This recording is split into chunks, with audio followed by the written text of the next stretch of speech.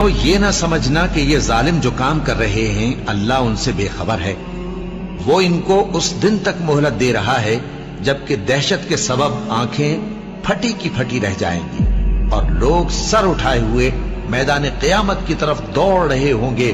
ان کی نگاہیں خود اپنی طرف لوٹ نہ سکیں گی اور ان کے دل مارے خوف کے ہوا ہو رہے ہوں گے. اور اس وقت کو یاد کرو جب تمہارے پروردگار نے یہود کو آگاہ کر دیا تھا کہ وہ ان پر قیامت تک ایسے شخص کو مسلط رکھے گا جو ان کو بری بری تکلیفیں دیتا رہے.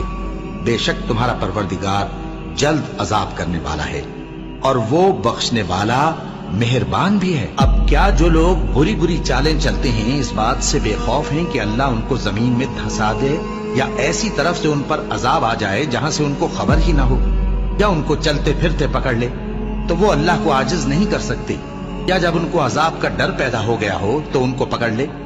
بے شک تمہارا پروردگار بہت شفقت کرنے والا ہے، مہربان ہے. کیا وہ لوگ جو برے کام کرتے ہیں یہ سمجھے ہوئے ہیں کہ یہ ہمارے قابو سے نکل جائیں گے؟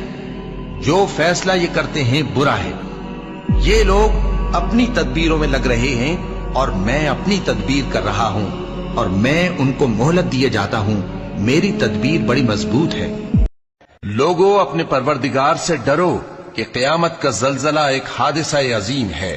اے مخاطب، جس دن تو اس کو دیکھے گا اس دن یہ حال ہوگا کہ تمام دودھ پلانے والی عورتیں اپنے بچوں کو بھول جائیں گی اور تمام حمل والیوں کے حمل گر پڑیں گے اور لوگ تجھ کو مدہوش نظر آئیں گے حالانکہ وہ مدہوش نہیں ہوں گے بلکہ عذاب دیکھ کر مدہوش ہو رہے ہوں گے. بے شک اللہ کا عذاب بڑا سخت ہے. اور بعض لوگ ایسے ہیں جو اللہ کی شان میں علم کے بغیر جھگڑتے اور ہر شیطان سرکش کی پیروی کرتے ہیں جس کے بارے میں لکھ دیا گیا ہے کہ جو اسے دوست رکھے گا تو وہ اس کو گمراہ کر دے گا اور دوزخ کے عذاب کا رستہ دکھائے گا.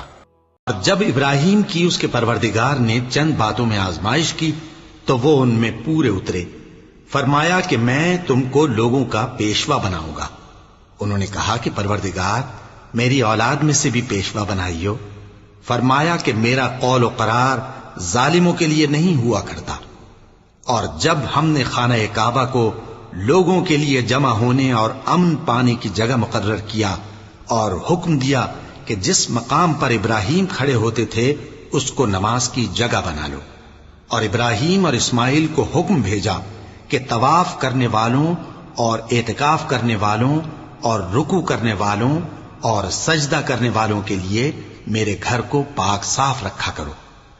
اور جب ابراہیم نے دعا کی کہ اے پروردگار اس جگہ کو امن کا شہر بنا اور اس کے رہنے والوں میں سے جو اللہ پر اور روز آخر پر ایمان لائیں ان کے کھانے کو میوے عطا فرما، تو اللہ نے فرمایا کہ جو کافر ہوگا میں اس کو بھی کچھ مدت تک سامان زندگی دوں گا مگر پھر اس کو عذاب دوزخ کے بھگتنے کے لیے مجبور کر دوں گا اور وہ بری جگہ ہے.